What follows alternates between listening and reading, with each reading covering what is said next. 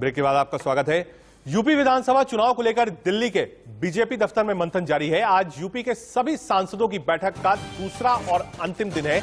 इस बैठक में अवध, काशी और गोरखपुर से सांसद शामिल हो रहे हैं। कुल 44 सांसदों के साथ बैठक की जाएगी। बीजेपी सांसदों के साथ इस बैठक में सीएम योगी आदित्यनाथ, बीजेपी प्रदेश अध्यक्ष स्वतंत्र देव सिंह, प्रदेश संगठन मंत्री सुनील बंसल और प्रभारी राधा मोहन सिंह भी मौजूद रहे। अगले साल उत्तर प्रदेश में विधानसभा का चुनाव है और माना यह जाता है कि इसको सेमीफाइनल 2024 के पहले, ऐसे में उत्तर प्रदेश में बीजेपी सत्ता में वापसी कैसे करे, इसको लेकर लखनऊ से लेकर दिल्ली तक में मंथन चल रहा है। और ये तस्वीरें आप देख रहे हैं, स्वतंत्र देव सिंह अध्यक्ष हैं, मुख्यमंत्री जेपी नड्डा और राष्ट्रीय अध्यक्ष जेपी नड्डा है, स्वतंत्र देव सिंह है, साथ ही साथ मुख्यमंत्री योगी आदित्यनाथ सब बैठक कर रहे हैं और फेज बाय फेज सांसदों को बुलाया जा रहा है। और कोशिश यही है कि जो नाराजगी है, चाहे वो सांसद की हो, विधायक की हो, मंत्री की हो, जनता से कनेक्ट कैसे किया जाए, मुद्दों को कैसे जनता तक लेके जाया जाए, केंद्र और राज्य सरकार की फ्लैगशिप प्रोग्राम कैसे जनता तक पहुंचे हैं, ये सब बताया जाए। इसको लेकर दिल्ली में यूपी का मंथन जारी है।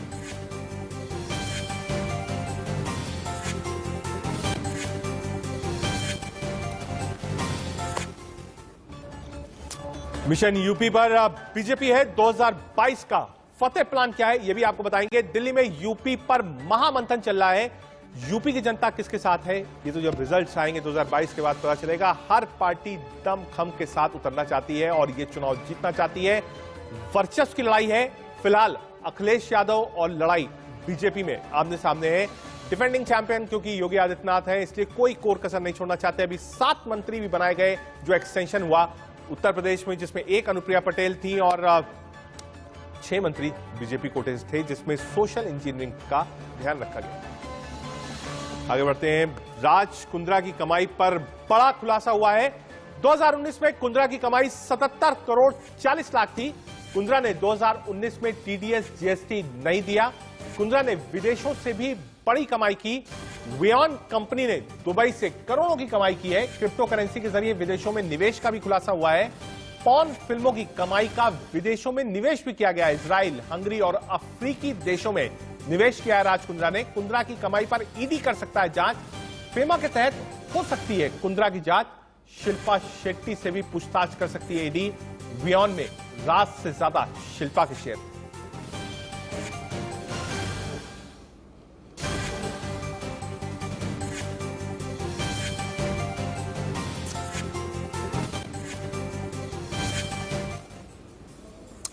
क्या है टैक्स चोरी का राज, सोशल एक्टिविस्ट से बातचीत की India news reporter Shweta Verma. हमारे साथ एक खास मेहमान जुड़े हैं, सुनील शुक्ला जी जुड़े हैं, जिन्होंने अब आरओसी के तहत ये सभी दस्तावेज, जितने भी हम महत्वपूर्ण दस्तावेज की बात कर रहे हैं, ये जुटाया है। बहुत बहुत स्वागत है सर आपका। आप बड़े ही इंपॉर्टेंट पेपर्स निकाल के लेके आए हैं। दर्शकों को भी पता चलेगा कि इस पूरे व्यापार में, इस पूरे काले धंधे में आखिर कितनी कमाई होती थी। मुझे दुर्भाग्य लग रहा है कि इन्वेस्टिगेटिंग एजेंसीज ये सब डॉक्यूमेंट जो मैंने निकाले हैं आरओसी से, मिनिस्ट्री ऑफ कॉर्पोरेट अफेयर से, ये खुद भी निकाल सकती है। क्या उन्होंने ये डॉक्यूमेंट निकाला है? एक सवाल। क्या वो दिखाना चाहती है एक्चुअल बिजनेस क्या हुआ है या नहीं? तो यहां मुझको लगता है कि ये निष्पक्ष जांच नहीं कर रही है। शॉकिंग फिगर्स हैं जी। जो ये पोर्नोग्राफी के द्वारा अश्लील जो फिल्म बनाते थे उससे रेवेन्यू क्या होता है वो बता रहा हूं आपको। एक चीज समझिए, हिंदी भाषी पिक्चर का एक ऑडियंस होता है, मलयालम का अलग होता है, तेलुगु 19 का उनका खुद का डिक्लेरेशन है। 77 करोड़ 39,91,242 रुपीस का टर्नओवर हुआ है। इसके अलावा जो इनका ऑडिटर रिपोर्ट है, वो ऑडिटर रिपोर्ट क्लियर बोलता है कि जो सब्सिडरी कंपनी इनकी है, इनकी सब्सिडरी कंपनी के जो टर्नओवर है दुबई में जो है डीएमसीसी, यानी मनी लॉन्ड्रिंग का मामला है। 119 करोड़ रुपीस का वहां एसेट्स है। अब ये पैसे क्या हैं? ये मनी लॉन्ड्रिंग के द्वारा जो ऐसे पिक्चर बनते हैं, इसके पैसे इंडिया में नहीं लिया जाए कि उसके ट्रेलिंग नहीं पकड़े जाए, इसको दुबई में लिया जाता है। तो दुबई में जो पेमेंट मिला हुआ है वो डॉक्यूमेंट्स के मैंने डिटेल आपको बताया हूं, ये डॉक्यूमेंट्स है जी। तो ये पैसे की कमाई जो हो रही थी, ये ब्लैक मनी, बेटिंग की मनी, ड्रग मनी, इस पैसे की कमाई इस फिल्म में डाली जाती थी। इसी खबर पर ज्यादा जानकारी के साथ श्वेता वर्मा हमारे साथ मुंबई से जुड़ रही हैं। श्वेता, ये जो पूरा जाल है राज कुंद्रा का, ये कितने करोड़ों का है? क्योंकि लगातार खुलासे हो रहे हैं, डेली खुलासे हो रहे हैं कि ये इन्वेस्टमेंट हंगरी में है, अफ्रीकन कंट्रीज में है, बाहर की कंट्रीज में है, पोर्नोग्राफी से जो पैसा कमाया गया वो बाहर इन्वेस्टेड है। हालांकि नागरिक राज कुंद्रा हिंदुस्तान के नहीं है। दूसरा, टैक्स चोरी का भी बड़ा आरोप है। जीएसटी और टैक्स 2019 से जमा नहीं किया राज कुंद्रा ने। बिल्कुल। अच्छा, देखिए, अगर इनका टोटल टर्नओवर की बात की जाए कि सालाना टर्नओवर कितना है केवल इस बिजनेस को मिला के, तो ये लगभग 126 करोड़ का बताया जा रहा है। और बिल्कुल सही कहा आपने, जिस तरीके से टीडीएस और जीएसटी की बात करें, इसकी भी भरपाई नहीं की थी राज कुंद्रा और उनके एसोसिएटेड कंपनीज ने, जिसमें 80 लाख का टीडीएस और 30 लाख का जीएसटी ना भरने की हमने आरओसी डॉक्यूमेंट्स देखे हैं, जिसमें ये साफ तौर पे बताया जा रहा है कि साल 2019 में किस तरीके से टैक्स चोरी भी की गई है राज कुंद्रा की वियान कंपनीज द्वारा। आपको आगे की जानकारी देते हैं, इनका दुबई कनेक्शन भी मजबूत दिखता नजर आ रहा है। रजत, दरअसल देखिए, ये विश्व स्तर पर जितने भी इनकी शेल कंपनीज हैं ये दौड़ती हैं। खासकर हम यूके में हम देख रहे हैं, इवन दुबई में इनकी कंपनीज हैं। मुंबई में खुद इनकी 4 कंपनीज हैं, जिसमें जेएल और वियान इंडस्ट्रीज लिमिटेड है। अब इसमें दुबई का कनेक्शन देखें तो दुबई से भी तकरीबन इनके 1 करोड़ के ऊपर के हमने सालाना इनके टर्नओवर देख रहे हैं, जो महज छोटे से टारगेट के साथ लेकिन इतने बड़े प्रोजेक्ट के साथ ये लोग पूरा करते हुए नजर आ रहे हैं। लेकिन इन सब में चौंका देने वाली बात ये भी सामने आई है कि जिस तरीके से पोर्नोग्राफी का ये पूरा रैकेट चलता है, चाहे वो बॉलीवुड की बात की जाए या तमाम जगहों पर बात की जाए, इन सब का जो मोड ऑफ पेमेंट होता है वो हमेशा से कैश रखा गया है। यानी कि 1 मिनट के लिए आपको रोक रहा हूं, एक और बड़ा अपडेट है राज कुंद्रा से जुड़ा हुआ, वो आपको बता देते हैं। पोर्नोग्राफी केस में राज कुंद्रा ने एक्ट्रेस और मॉडल शर्लिन चोपड़ा ने उन पर सनसनीखेज आरोप लगाए हैं। शर्लिन चोपड़ा ने पुलिस को दिए अपने बयान में राज कुंद्रा पर सेक्सुअल असॉल्ट का भी आरोप लगाया है। शर्लिन चोपड़ा का दावा है कि राज कुंद्रा 2 साल पहले 2019 में एक दिन अचानक उनके घर पहुंचे थे और उनके साथ सेक्सुअल मिसकंडक्ट किया था। शर्लिन का आरोप है कि राज कुंद्रा ने उन्हें जबरन किस किया था, वो डर गई।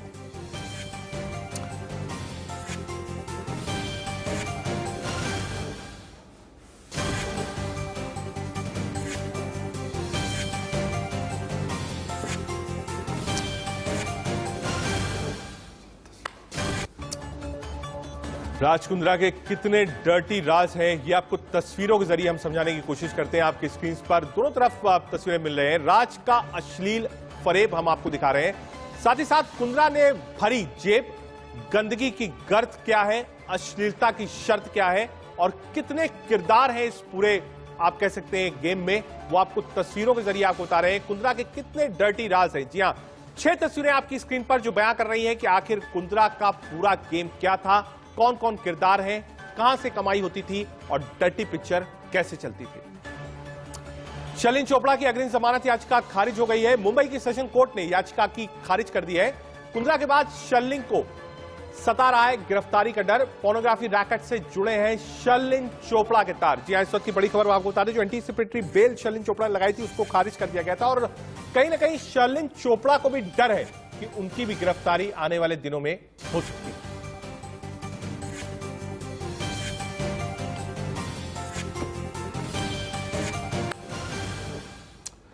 पोर्नोग्राफी केस में सूत्रों के हवाले से इस वक्त की बड़ी खबर, राज कुंद्रा और अरविंद श्रीवास्तव ने एक ग्रुप से कमाए 110 करोड़ रुपए।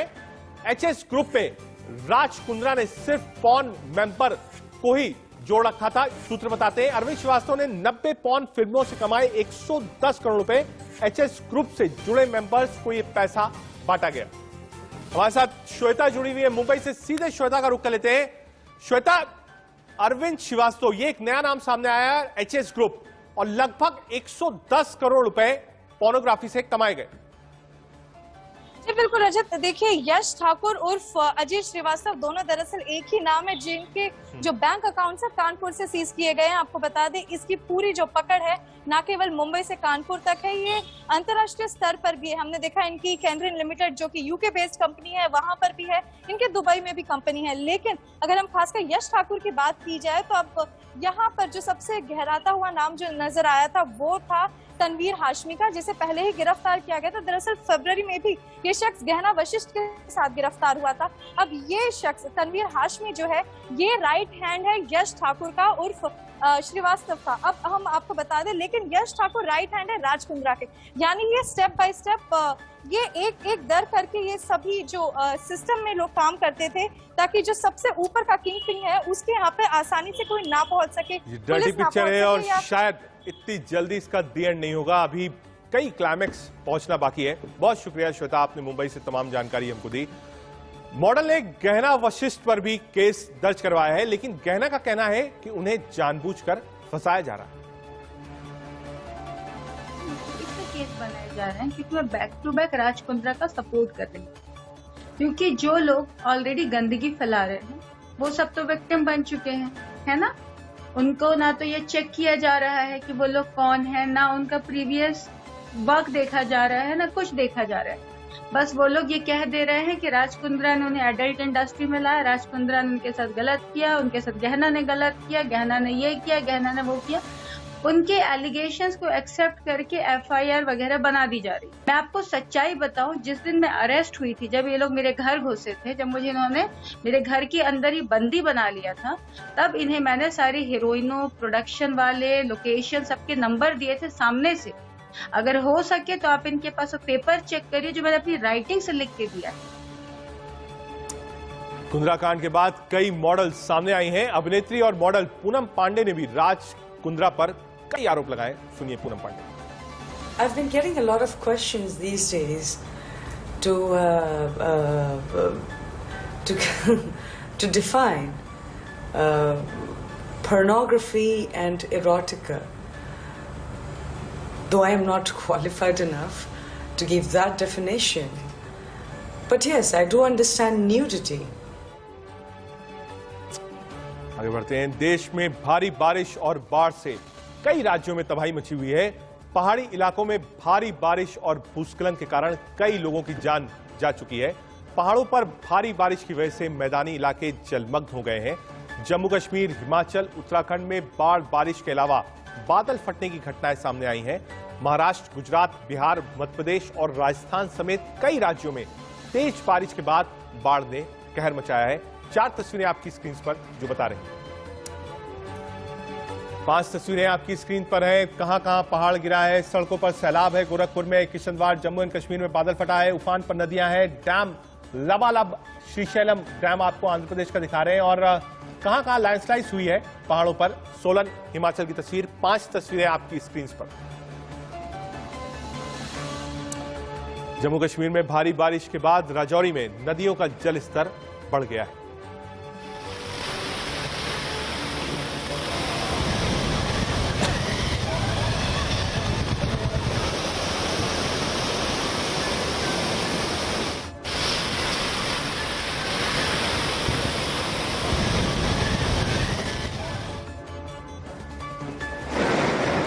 जम्मू कश्मीर में पिछले कुछ दिनों से लगातार हो रही बारिश की वजह से पुंछ नदी का जल स्तर बढ़ गया है। और आप देखिए उफान पर नदियां हैं। इस वक्त देश में जो भी बड़ी नदियां हैं वो सब उफान पे हैं। पानी ज्यादा फ्लो कर रहे हैं और अपने साथ तबाही भी लेकर आते हैं।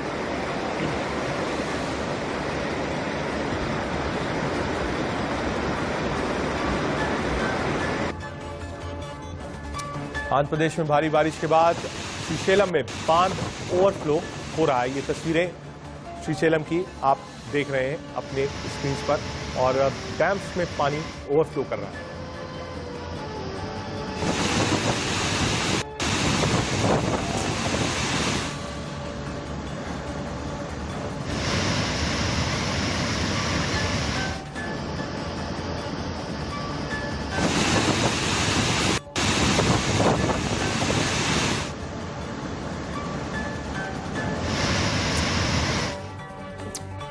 बात उत्तर प्रदेश की और मुख्यमंत्री योगी आदित्यनाथ के गृह जनपद गोरखपुर की। गोरखपुर में महज कुछ घंटों की बारिश ने नगर निगम की पोल खोल दी।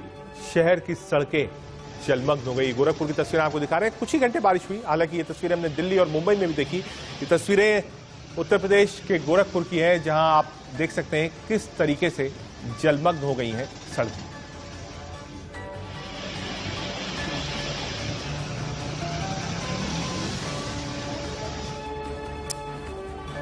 आसमानी आफत से आई तबाही की आपको तस्वीरें दिखाते हैं। अमरनाथ में बादल फटने से तबाही मची हुई है। किश्तवाड़ में भी बादल फटा है, 7 की मौत हुई है। लाहौल स्पीति में भी बादल फटा है, 6 लोगों की मौत हुई है। गुम्बाखड़ हिमाचल में बादल फटने से तबाही का मंजर है। कुल्लू हिमाचल में भी बादल फटा है और लोग बहुत परेशान हैं। कारगिल 2 जगह फटे हैं बादल। अखनूर में उफान पर चिनाब नदी है। टेहरी में लैंडस्लाइड से बर्बादी है, जनजीवन अस्त व्यस्त है। हिमाचल प्रदेश के सोलन जिले के चंबाघाट में भूस्खलन के बाद नेशनल हाईवे 5 ठप हो गया है।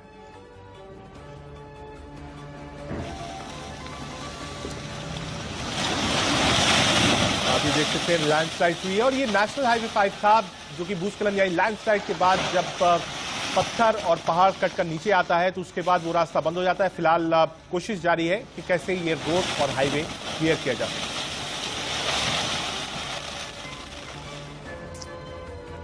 जम्मू कश्मीर के किश्तवाड़ में बादल फटने के बाद आई तबाही में 7 लोगों की मौत हो गई, जबकि 19 लोग लापता बताए जा रहे हैं।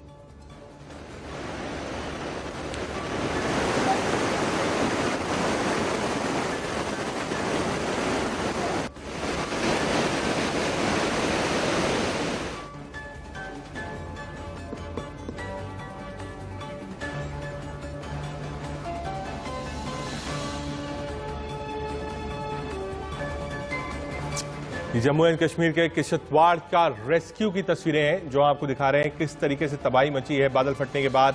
और कोशिश यही हो रही है कि कैसे जनजीवन वापस नॉर्मलिटी की तरफ आए और सेना पुलिस दोनों की मदद ली जा रही थी। पेड़ हों, रास्ते हों, सब आप कह सकते हैं कि तबाही के कारण ये बात की तस्वीरें हैं, लेकिन रेस्क्यू ऑपरेशन इतनी तेज हो रहा है कि वापस जिंदगी पटरी पर लौट आए।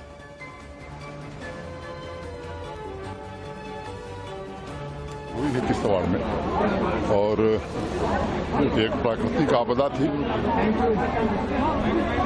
आप सबको मालूम है कि 7 डेड बॉडी मिली थी, 17 लोग रेस्क्यू किए गए थे जिसमें 5 क्रिटिकल थे। कुछ लोगों का पता नहीं चला है। दोनों स्थानों पर हेलीकॉप्टर खड़े थे जम्मू और श्रीनगर में। एनडीआरएफ की टीम मौसम खराब होने के कारण नहीं जा सका। हम भी कई घंटे तक कोशिश करते रहे कि किश्तवाड़ हम भी पहुंचे। लेकिन सबसे पहले पुलिस की टीम पहुंची, फिर एसडीआरएफ की लोकल टीम पहुंची, अगल बगल से एसडीआरएफ की टीम पहुंच गई और हर संभव कोशिश की जा रही है। मुझे लगता है कि सबसे आवश्यक रेस्क्यू ऑपरेशन था और कल रात को पानी का बहाव भी बहुत ज़्यादा था, बारिश भी हो रही थी, बावजूद इसके कई लोग बचाए जा सके हैं। जो क्रिटिकल हैं उनके इलाज का इंतजाम किया गया है और सुबह से वो काम जारी है। मैंने जैसा कहा कि हमारी पूरी संवेदना है उन परिवारों के साथ और जो भी प्रशासन कर सकता है, जो तात्कालिक मदद की हो, वो कल मैंने घोषणा कर दी थी। देश में एक बार फिर से बढ़ा है कोरोना का कहर। 24 घंटे में 43,169 लोग कोरोना पॉजिटिव हुए। एक दिन में 640 मरीजों की मौत हुई है। अकेले केरल में एक दिन में 22,056 नए संक्रमित केस सामने आए हैं। तो ये कहा जाए क्या ये थर्ड वेव की दस्तक है? 24 घंटे में 43,159 नए केसेस आए। एक दिन में 640 की मौत हुई है और 22,000 के ऊपर केसेस सिर्फ और सिर्फ केरला में, यानी आधे 50% ऑफ द टोटल केसेस जो है हिंदुस्तान में वो केरल से आ रहे हैं।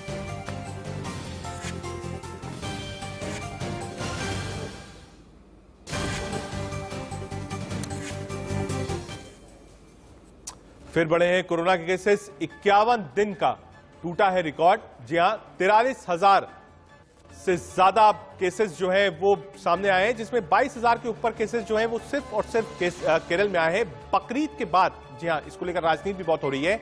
बकरीद के बाद ये मामले बढ़े हैं और ज्यादा केसेस जो है वो केरल में आए हैं। सुप्रीम कोर्ट ने केरल सरकार से कहा था अगर केसेस बढ़ेंगे तो उसकी जिम्मेदारी आपकी होगी और तुष्टीकरण नहीं होना चाहिए, लेकिन मार्केट सब कुछ खोला गया और उसके बाद मामले केरल में बढ़े।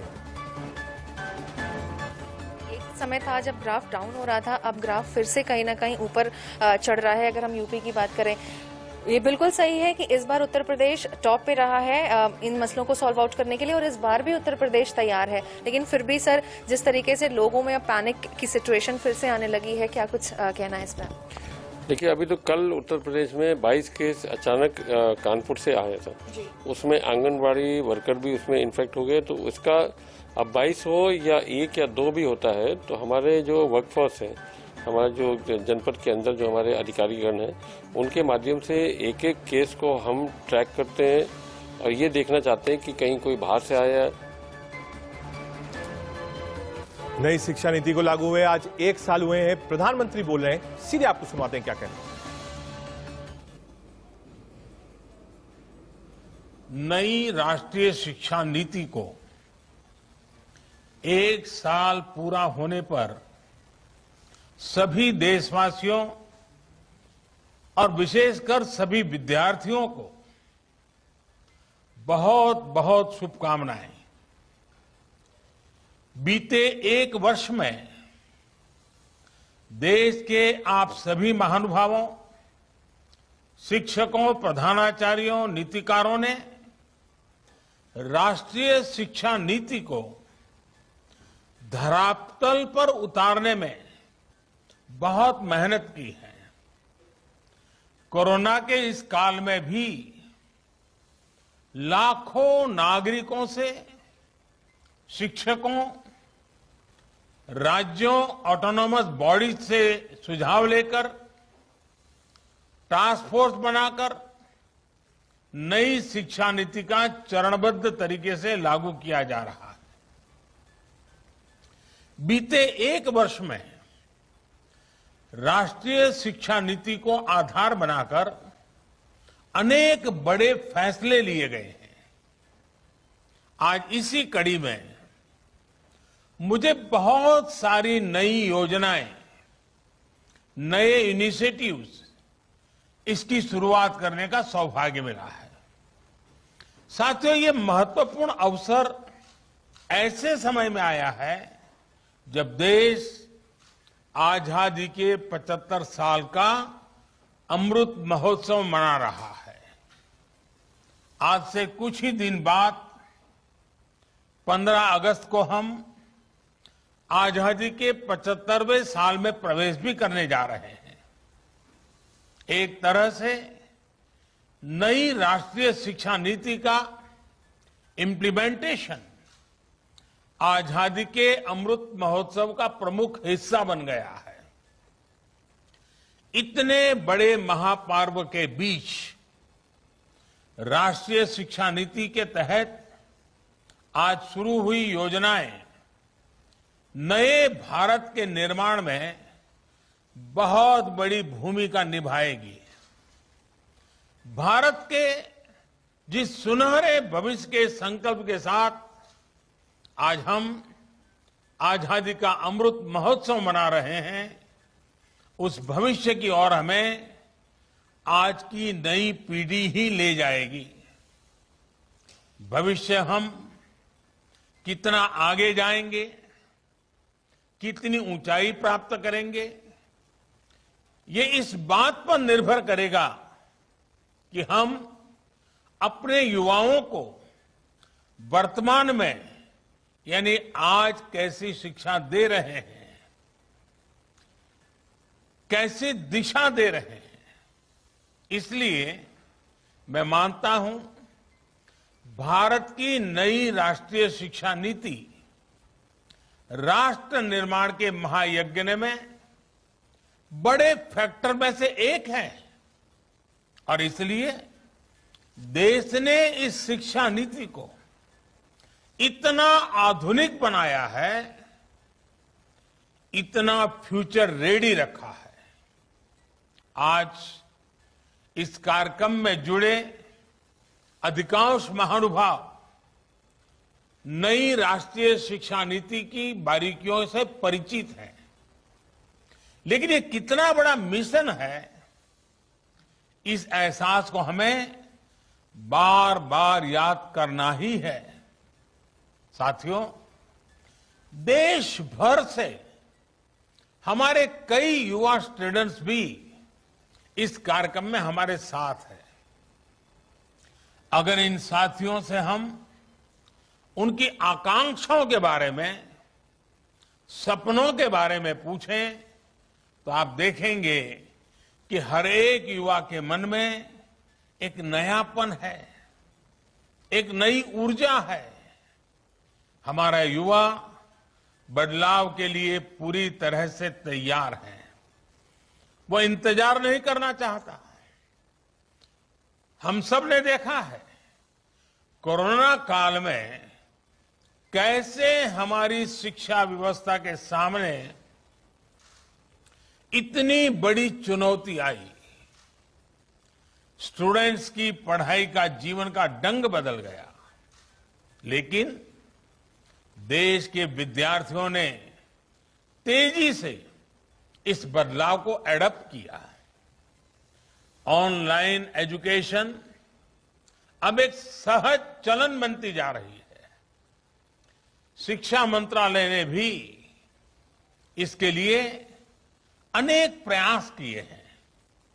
मंत्रालय ने दीक्षा प्लेटफॉर्म शुरू किया, स्वयं पोर्टल पर पाठ्यक्रम शुरू किए और हमारे स्टूडेंट्स पूरे जोश से इनका हिस्सा बन गए।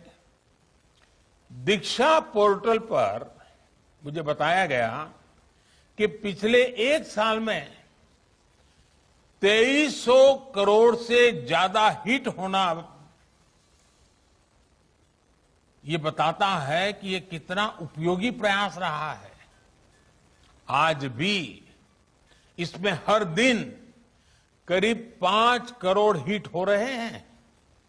साथियों, 21वीं सदी का आज का युवा अपनी व्यवस्थाएं, अपनी दुनिया खुद अपने हिसाब से बनाना चाहता है।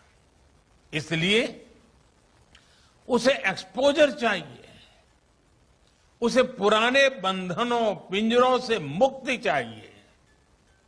आप देखिए, आज छोटे छोटे गांवों से, कस्बों से निकलने वाले युवा कैसे कैसे कमाल कर रहे हैं।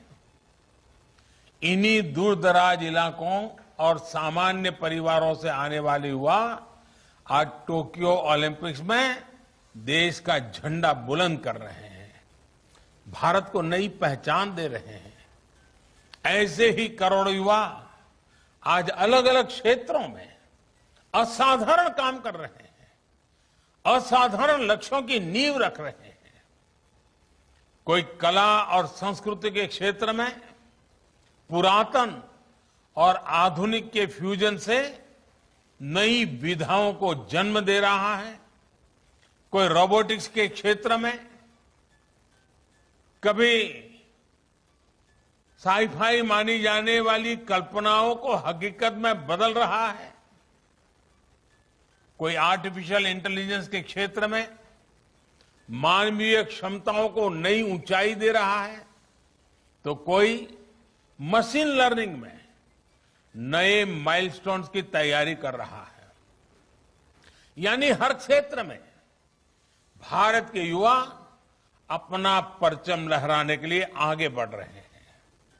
यही युवा भारत के स्टार्टअप इकोसिस्टम को रिवॉल्यूशनाइज कर रहे हैं।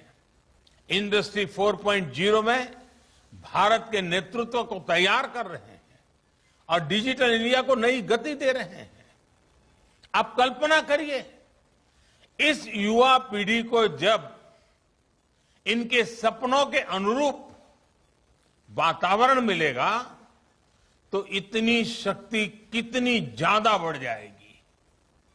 और इसलिए नई राष्ट्रीय शिक्षा नीति युवाओं को ये विश्वास दिलाती है कि देश अब पूरी तरह से उनके साथ है, उनके हौसलों के साथ है।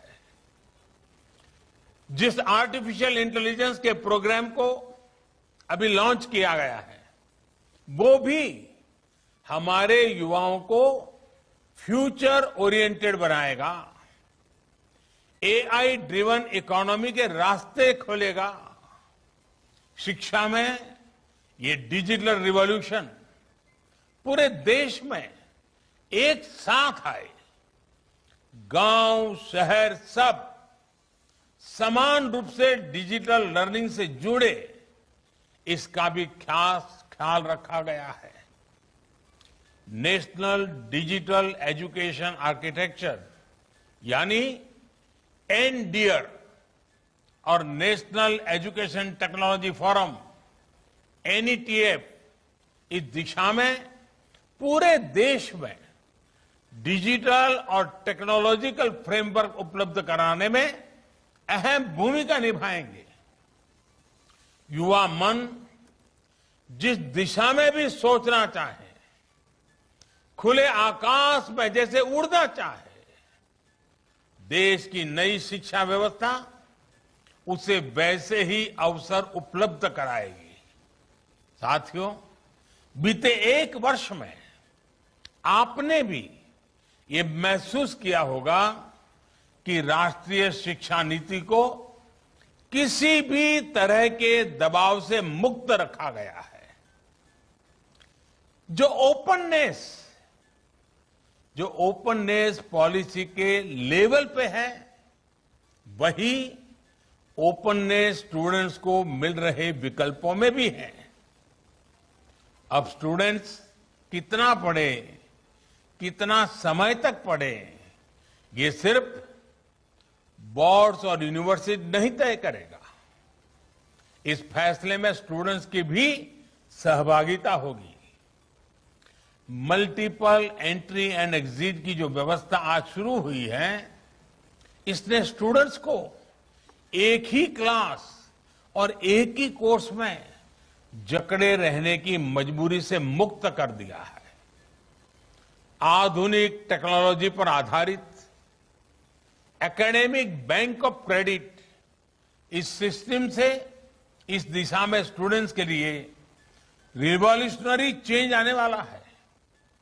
अब हर युवा अपनी रुचि में, अपनी सुविधा से कभी भी एक स्ट्रीम को चूज कर सकता है, छोड़ सकता है। अब कोई कोर्स सेलेक्ट करते समय ये डर भी नहीं रहेगा कि अगर हमारे डिसीजन गलत हो गया तो क्या होगा। इसी तरह structured assessment for analysing learning levels, यानी सफल के जरिए स्टूडेंट्स के आकलन की भी वैज्ञानिक व्यवस्था शुरू हुई है। ये व्यवस्था आने वाले समय में स्टूडेंट्स को परीक्षा के डर से भी मुक्ति दिलाएगी।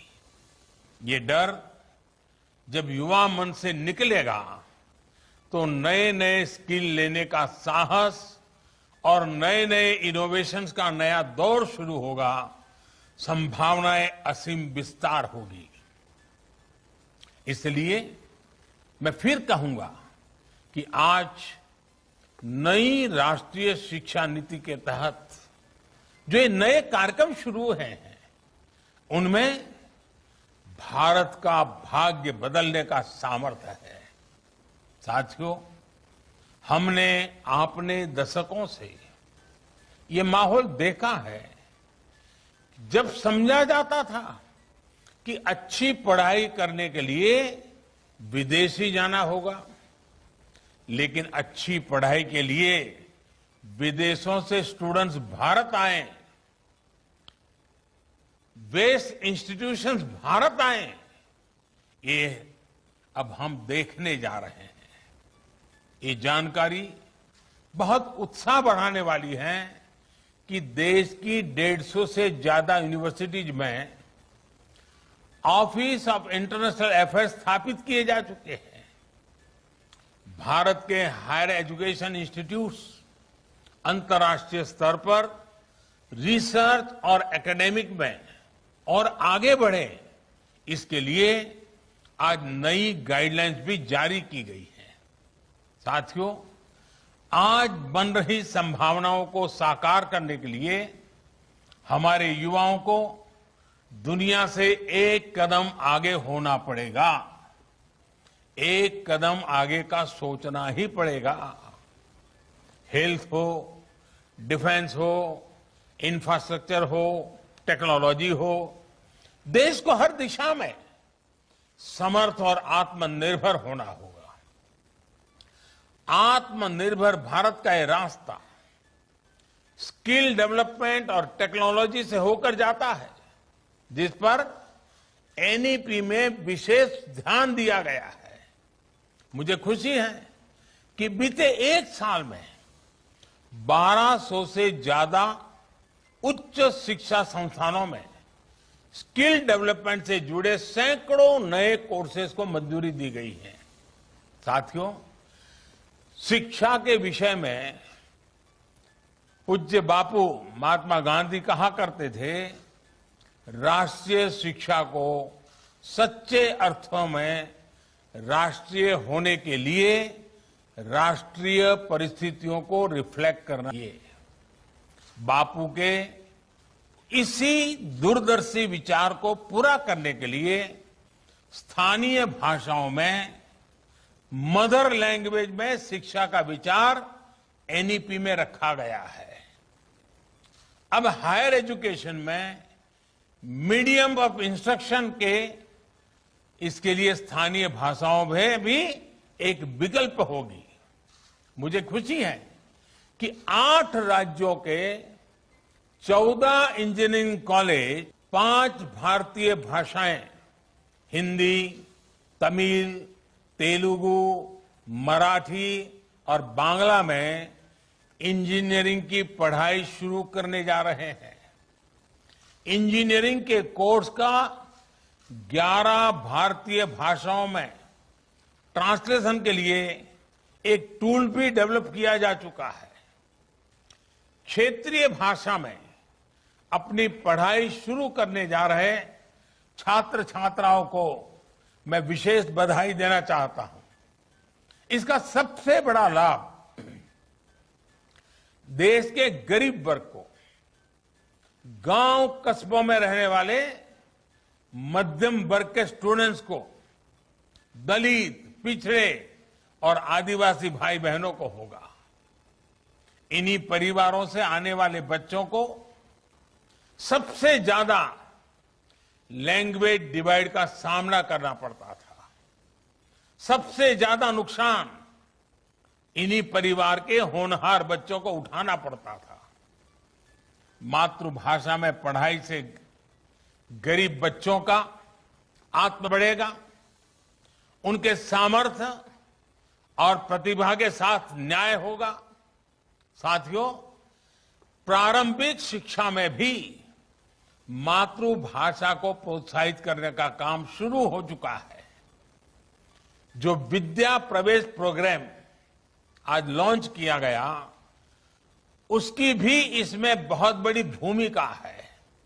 प्ले स्कूल का जो कंसेप्ट अभी तक बड़े शहरों तक ही सीमित है, विद्या प्रवेश के जरिए वो अब दूर दराज के स्कूलों तक जाएगा, गांव-गांव जाएगा। ये प्रोग्राम आने वाले समय में यूनिवर्सल प्रोग्राम के तौर पर लागू होगा और राज्य भी अपनी अपनी जरूरत के हिसाब से इसे लागू करेंगे। यानी देश के किसी भी हिस्से में बच्चा अमीर का हो या गरीब का हो, उसकी पढ़ाई खेलते और हंसते हुए ही होगी, आसानी से होगी। इस दिशा का ये प्रयास है और जब शुरुआत मुस्कान के साथ होगी तो आगे सफलता का मार्ग भी आसानी से ही पूरा होगा। साथियों, आज एक और काम हुआ है जो मेरे हृदय के बहुत करीब है, बहुत संवेदनशील है। आज देश में 3 लाख से ज्यादा बच्चे ऐसे हैं जिनको शिक्षा के लिए सांकेतिक भाषा की आवश्यकता पड़ती है। इसे समझते हुए भारतीय साइन लैंग्वेज को पहली बार एक भाषा विषय यानी एक सब्जेक्ट का दर्जा प्रदान किया गया है। अब छात्र इसे एक भाषा के तौर पर भी पढ़ पाएंगे। इससे भारतीय साइन लैंग्वेज को बहुत बढ़ावा मिलेगा। हमारे दिव्यांग साथियों को बहुत मदद मिलेगी। साथियों, आप भी जानते हैं कि किसी भी स्टूडेंट की पूरी पढ़ाई में उसके जीवन में बड़ी प्रेरणा उसके अध्यापक होते हैं। और हमारे यहां तो कहा गया है, गुरौ न प्राप्यते यत् यत् तत् न अन्य अत्रापि लभ्यते। अर्थात जो गुरु से प्राप्त नहीं हो सकता वो कहीं प्राप्त नहीं हो सकता। यानी ऐसा कुछ भी नहीं है जो एक अच्छा गुरु, अच्छा शिक्षक मिलने के बाद दुर्लभ हो। इसलिए राष्ट्रीय शिक्षा नीति के फॉर्मुलेशन से लेकर इम्प्लीमेंटेशन तक हर स्टेज पर हमारे शिक्षक सक्रिय रूप से इस अभियान का हिस्सा है। आज लॉन्च हुआ निष्ठा 2.0, ये प्रोग्राम भी इस दिशा में एक अहम भूमिका निभाएगा। इस प्रोग्राम के जरिए देश के शिक्षकों को आधुनिक जरूरतों के हिसाब से ट्रेनिंग भी मिलेगी और वो अपने सुझाव भी विभाग को दे पाएंगे। मेरा आप सभी शिक्षकों से, एकेडमिशियन से अनुरोध है कि इन प्रयासों में बढ़ चढ़ करके हिस्सा लीजिए, अधिक से अधिक योगदान दीजिए। आप सभी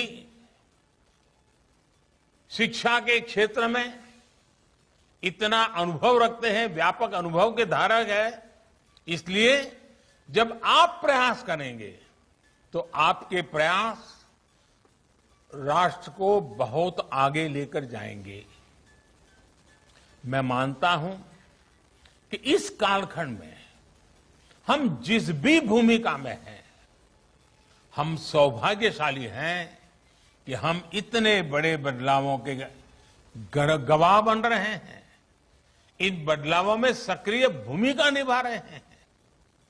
आपके जीवन में ये स्वर्णिम अवसर आया है कि आप देश के भविष्य का निर्माण करेंगे, भविष्य की रूपरेखा अपने हाथों में खींचेंगे।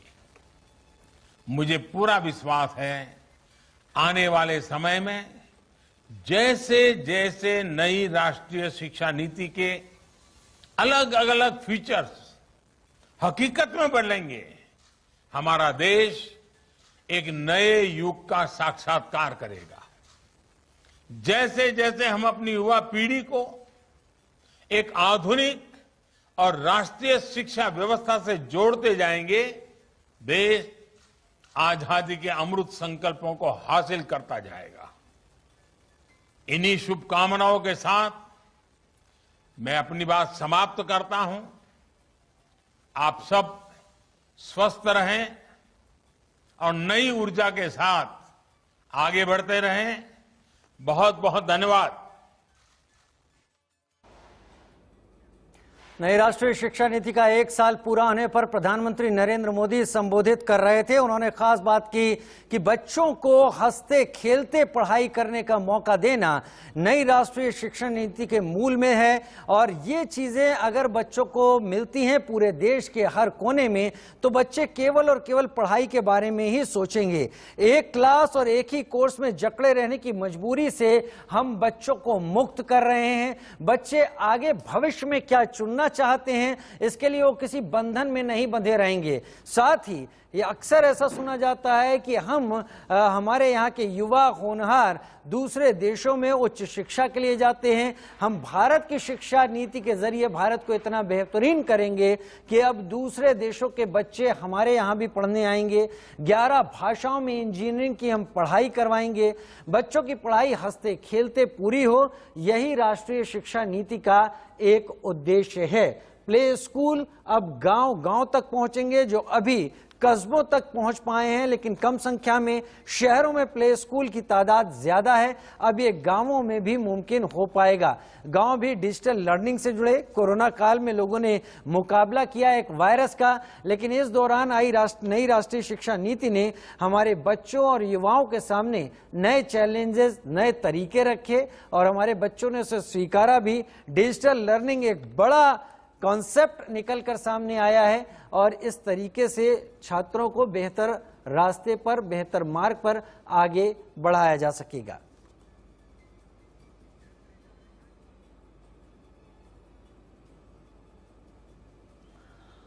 युवाओं को दुनिया से एक कदम आगे सोचना होगा, ऐसा प्रधानमंत्री नरेंद्र मोदी का कहना है, क्योंकि स्थानीय भाषा में भी शिक्षा का अब विकल्प मौजूद रहेगा।